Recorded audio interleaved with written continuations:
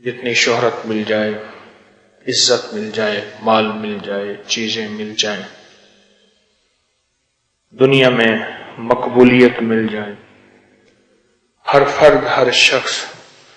مجھے چاہے، میرا سکہ چلے، میری بات اور میری عظمت ہو، لیکن اگر عرشوں میں قبولیت نہیں ہے اور عرش میں میری اللہ کے ہاں کوئی حیثیت نہیں ہے،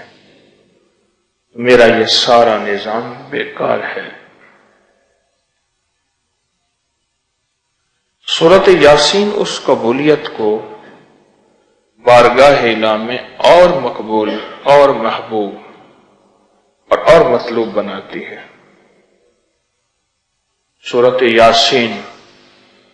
قرآن کا دل ہے، جو کچھ قرآن میں ہے سورۃ یاسین میں ہے، جیسے جو سورت قرآن میں ہے وہ سورۃ فاتحہ میں، اور جو سورۃ فاتحہ میں ہے وہ ایاک نعبد و ایاک نستعین میں۔ جب قبولیت کا فکر لگ جائے گا کہ مولا میں قبول کیسے ہو جاؤں اور میری عبادت قبول کیسے ہو جائے اور تو مجھے قبول کیسے کر لے، اے اللہ میرے دل کو اپنی محبت اور معرفت کے لیے قبول کر لے، کیسے ہو،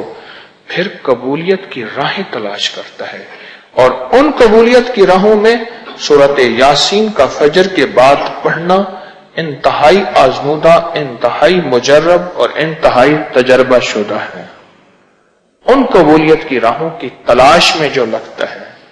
جو قبولیت کی راہوں کا متلاشی ہوتا ہے، پھر وہ سورۃ یاسین کے ساتھ دوستی